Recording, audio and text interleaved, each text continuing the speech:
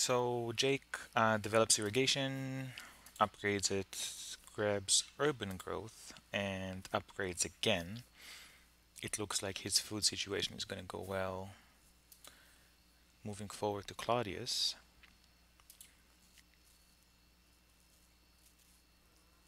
He seeds an event and reveals the cultural influence which I seeded, which is actually pretty disappointing. I would hope that I would I could keep that for a while longer, maybe get some culture generation myself, and also that that something that provides me some more information shows up, but that did not happen. As expected, he upgrades his lab into an alchemy, so now he has 3 science generation, gets urban growth, rich land, and masonry. Interesting. So it looks like he's gambling on, he's hedging his bets. If coal comes up, he can rich land into it, and otherwise, combination of masonry and urban growth should allow him to get some buildings. With that said, he doesn't really have much of the technology to do that. So 3 science is nice, but not really much he can do with this science next turn. I guess he could, and he can't even increase population for another lab, because he doesn't have the food for that. He's gonna have to wait another turn. So I'm not really sure what he's gonna do with his next turn. So for me, let's keep the political action for a minute. And one thing that I pretty much have to get here is Swordsman. I'm really thankful that I can get it for 1 action. I didn't expect Jake to get it for 3. So that's good. It does give me some hope, and if push comes to shove, then I can get the Swordsman and upgrade them. And now my military is on par with the other 2 players. I don't know if that's what I want to do, but it is definitely an option. And so definitely taking Swordsman, that's one thing. What else do I want from the card draw? I think that looking at this side, Theocracy, Universitas, not really relevant. Warfare, maybe. I think at this point, waiting for strategy makes more sense. Strategy is just so much stronger than warfare. I could think about some of the happiness-producing buildings, so drama, opera, or organized religion. Any of these might be interesting. I only have 1 happy face right now, thanks to Homer. I definitely need more, and I'm wondering if drama is one way to do it. Although organized religion is very tempting, it's both cheap to research, and it's probably going to keep one of these is probably going to keep me for the rest of the game. Looking at the rest of the row, probably not the time for Newton yet. Maybe if he's a bit cheaper. It's possible that Claudius goes for Newton, but I think there's a good chance I could get him for 1 action if I so choose. Efficient upgrade, probably not worth 3 actions. Cannon though, cannon could be interesting, and the reason is that I don't have much of a military technology. I don't have knights. The challenging part about cannon is that looking at the available tactics, there are 6 tactics available in H2.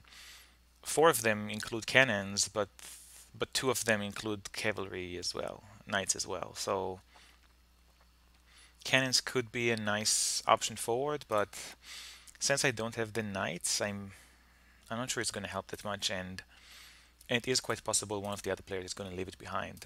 Jake is going to see it for 2 actions, and Claudius I don't think you can dedicate the science for it right now. So I think I could wait with cannon, at least draw some more H2 cards, and also there's another cannons in the deck. So I think I can wait on cannons. So the question is which one of these happiness solutions I want to get, and I think I'm most tempted by organized religion. It's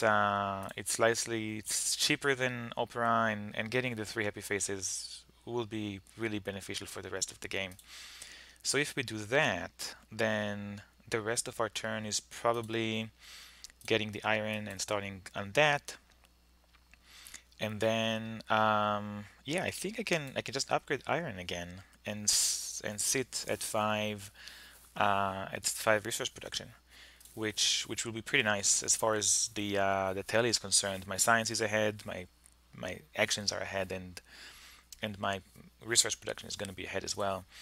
Another option is to create a population, but first of all, it's going to be an unhappy pop, so I can't really use it for anything right now. I can't build a warrior with it, for example. And two, it is possible that one of these cards is rebellion, and losing 2 actions right now. I have this sense that actions is the biggest advantage I have right now, and I would not want to squander it. So I think that that going with a second iron is the way to go. And this seems like a reasonable way to spend my turn, get rid of corruption. Going back to the beginning of the turn, do I want to see these rats? And right now, it's going to be a while before it shows up. I'm not really going into food yet. Jake does, Claudius might. And I think that knowing that rats is in the deck could be beneficial. Looking at the kind of events that could show up, I think that both Pestilence and Reign of Terror could be very painful at the moment. Border conflict, less so. I could pop one of the mines because I'm upgrading the iron anyway. But still, I would prefer to avoid them. The other strength-based events, probably not a big deal. Giving the other two 3 resources, not ideal, but not a disaster. And looking at the territories, am I ready for a territory right now? So if a territory shows up, depends on the territory, but I think I can safely put a warrior and a defense card on it. So I'm gonna bid 2. I don't think that Claudius can safely bid right now. Even if he bids 1 with a warrior, his strength is gonna fall to 3. And because of the open borders agreement, AlienJake could attack him with 9 versus 3. He does have 3 H2 cards, so he might be able to defend with 9 versus 3, but doesn't seem safe. AlienJake might bid on it, and if I bid 2, he will need to bid at least 3. So either an H1 defense card with a knight or an H2 defense card with a warrior. He can bounce back from a colony super easily. He has the food, he has the ore. So that's a tough choice. And actually, even if I lose a pop right now, it wouldn't be the end of the world, right? Because I can build it back and then, yeah, and then take these, get the iron, and still upgrade one of the iron, and I won't have corruption. So the question is what is in there. I would love to get some control back over the deck. So okay, so I'm gonna take a bit of a gamble, I think.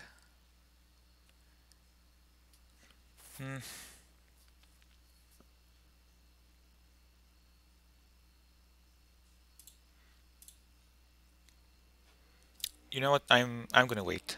I don't think putting this helps me right now. I can always put it in 2 turns where I have more military.